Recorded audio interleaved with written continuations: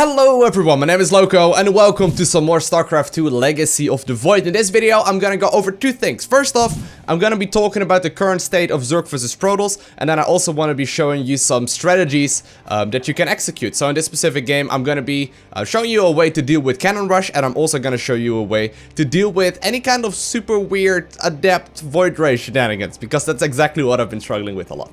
So as it is right now, in Legacy of the Void, I am struggling a lot against Protoss. I still have a pretty good win rate against them. I still think I have like 45%. But for the majority of those games, I win because my opponents are playing a very Heart of the Swarm style game. The guys that are actually playing Legacy of the Void, and with Legacy of the Void I mean like very Adept Stargate heavy, which isn't very common in Heart of the Swarm at all. Obviously Adepts aren't, played at all because they don't exist. But like the guys that play a Legacy of the Void type style, so for example, Adepts into Void Rays, or Adepts into Carriers, or maybe some, early game aggression into War Prison play and warping in Zealots and, charging in my mineral lines and all these things. I'm having a ton of trouble against Protoss in general.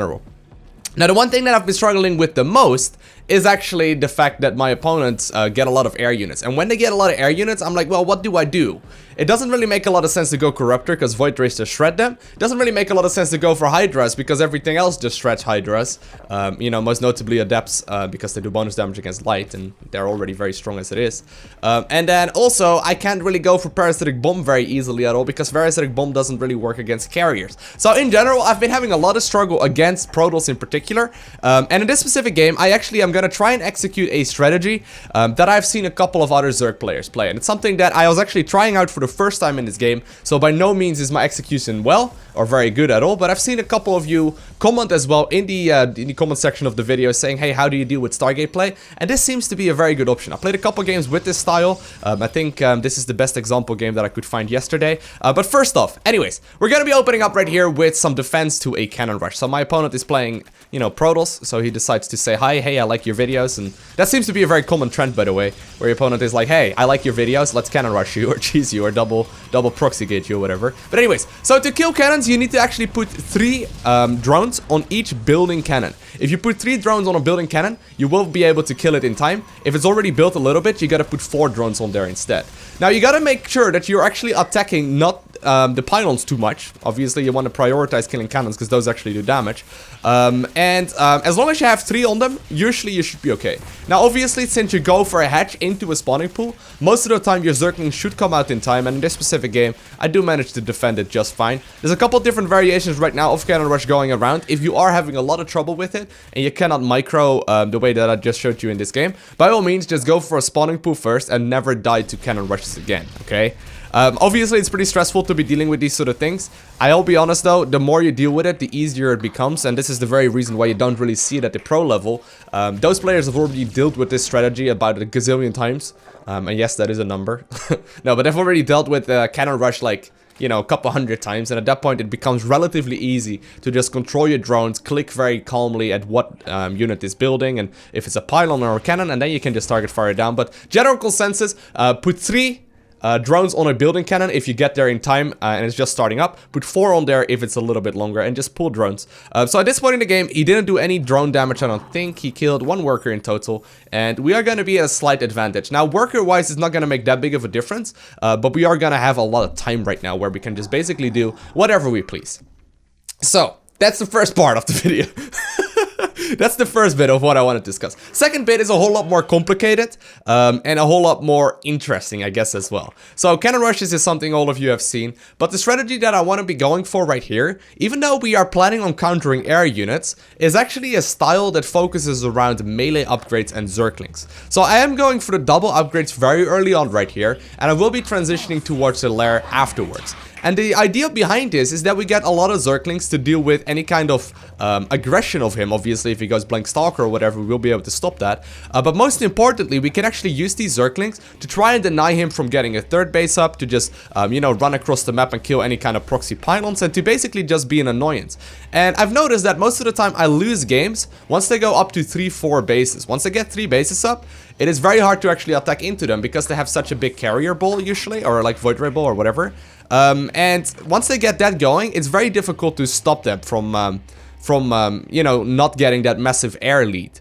Now, I've noticed that if you go for Zerglings upgraded, and I don't actually know if I do it very well in this game, you can actually snipe down third bases very easily. +1/+1 Zerglings are significantly stronger than, you know, normal Zerglings. And right here, I'm scouting around. I'm like, okay, so he went for nothing too scary. He went for some cannon rushes early on, and now he's transitioning into a Stargate, and he's gonna start producing some Phoenixes. So I've already seen right now that he's going for Phoenixes as well. Do want to put down some creep tumors. Ideally, though, I would position my Zerglings right now at the third base. I'm not sure what they would do here. Like I'm talking about, you do want to deny that third base, especially if you see them open up Phoenix, because they won't have anything on the ground to try and stop you from, you know, to try and stop you from killing that third base. But anyways, so the strategy right here early on is not so much to focus on a lot of Zerglings alone and to switch really quickly into Hydras to deal with air units, but to instead make extra Queens. And Queens is the one unit that I have not been using very much, honestly. And I've noticed that pretty much every single Zerg streamer out there has been playing very aggressively with the Queen. So right here you can see me scout that third base, do get the cancel on it, and I know right now that he's gonna have a hard time trying to get this thing up because, hey, he doesn't really have very many units. Now at this point in time, what I'm doing is making Queens, and I'm making drones. So Queens and drones, and very quickly I do want to transition towards a hive. Now, the idea of transitioning towards a hive is not so much for Vipers, but actually for Ultralisks. So the idea behind the composition is to play Zerglings with Adrenal Glands and heavy upgrades, obviously. Have Ultralisks to clean up everything on the ground as well, but most importantly to tank a lot of damage. But then have Queens out there to actually dish out damage to air units, and then also to actually be add on there to be healing up the Ultralisk. So obviously Queens have transfuse. If you get a lot of Queens, they're gonna start saving up a lot of energy, and eventually you will be able to get a ton of stuff on there. Now I do get there once again with Zerglings. I think I could have gotten a cancel on this thing if I made a couple more Zerglings. I've been playing a little too greedy, and like I said, I haven't been practicing this all too much yet. And there you see the pylon overcharge right there, dishing out a little bit too much damage, so I just barely do not get the kill on that Nexus. But either way, the idea behind this strategy is to go for Zerglings and a bunch of Ravagers early on to deal with any kind of early game aggression depending on what we see from the opponent. Start adding on that Queen count, so start making a ton of Queens. Obviously still some Spore Crawlers to deal with any kind of shenanigans that he has. And actually use the Queens to later on transfuse Ultralisk in the late game.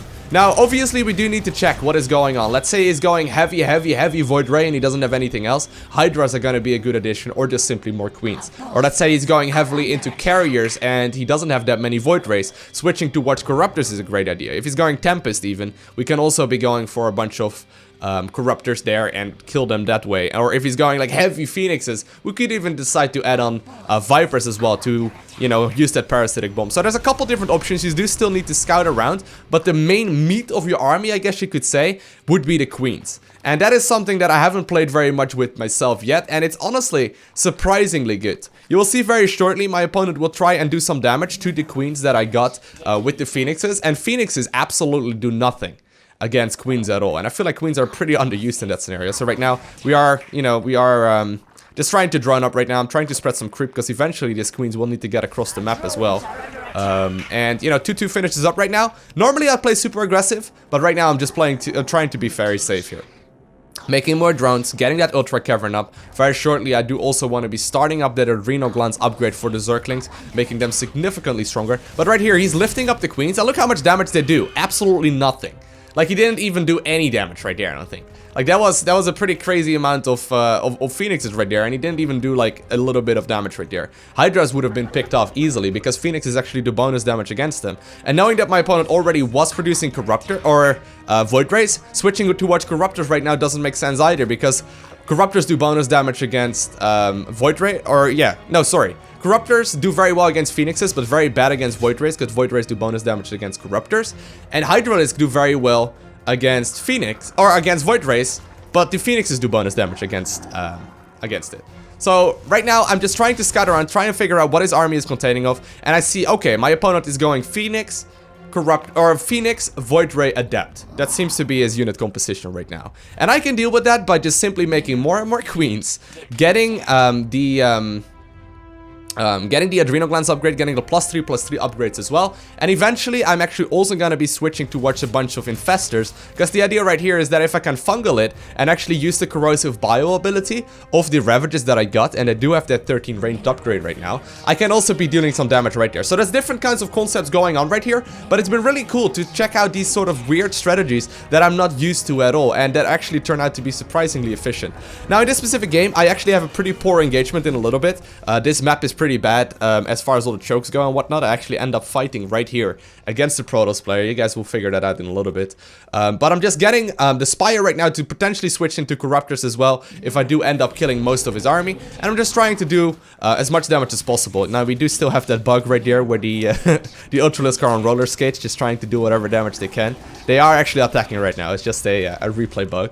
But I'm going to be pushing forward right here very shortly. Adrenal Glands is done. We got the chitinous plating finishing up right now. And I'm going to move forward right here with the Ultralisk a little bit. Now, I got a lot of Queens here and a ton of Transfuse. Now, Ultralisks in Legacy of the Void are extremely powerful. I'm just trying to hit all the Transfuse right now, making sure that that thing doesn't die. I do end up doing a little bit of damage to my own Ultralisk right there with my own Ravagers. I'm just trying to heal it up, trying to tank so much damage. But all of those Adepts just ended up falling to like two, what was it? Like 2 Ultralisk and a couple of Ravagers as well. Maybe the Queen's doing a little bit. But most of those Adepts actually just died to those Ultralisks. And since my opponent doesn't really have anything to deal with the Ultralisk other than Void Race, I am going to have a pretty good field there right now, because I can keep this Ultra alive for such a long time. So right now he's once again lifting up the units, he's trying to do whatever he can, but I am having Zerglings and Ultralisks reinforcing this. Now keep in mind, I am also switching towards Corruptors if I need to. If I manage to clean up all of these Void Rays, I will definitely do so.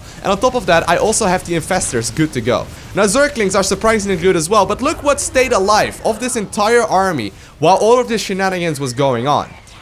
It's actually the Queens. Like, I lost a bunch of Queens here as well, but these Queens are being extremely beefy, and they're doing very, very well. Gotta keep in mind, I'm not even remotely transfusing perfectly right here. I am not using my corrosive bio ability nearly as often as I should, and I'm just trying to do about 16 things at once right now. But these Ultralisks and Queens work extremely well versus air compositions. Even though I don't really kill the air very quickly, as long as the Ultras are on the ground and they're killing everything that is on the ground, this seems to be a composition that has a lot of potential, and it's something that I really did want to share with you guys. So the Zerglings obviously extremely good at cleaning up everything right now. The Adrenal Glands obviously kicking in right here. +3/+3 Adrenal Gland Zerglings do a ton of damage. And while I do not clean up the entire air army just yet, and while my opponent still has a bunch of Void Rays ready to go, we have just massacred the base. Like, everything just stayed alive for so long because of all the transfuse and because of the crazy amount of armor that they have, that it's just, you know, killing everything. So even if I would trade extremely cost inefficient right here, and even though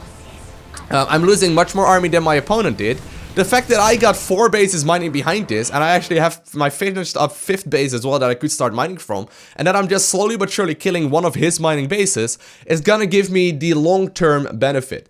But still, if they do manage to max out with a massive amount of air units, I'm still having trouble, and I'm still not completely sure against it, against those kind of compositions. But hopefully this at the very least gave you a little bit of an idea of something you can try and execute against air units. I'm still struggling against it myself, but this is definitely something that has a ton of potential. So what I would like to say is start making Queens, get those melee upgrades going, switch to Ultralisk and Adrenal Glands, and then decide on what you see mostly from the air units. Add on Infestors, add on Corruptors, add on Hydras, sometimes even Mutalisk, add on Parasitic Bomb right there, just depending on what you scout from your Protoss opponent. But I want to thank you guys all for watching. Have an amazing day. Do not forget to smile, and I will see you in the next one.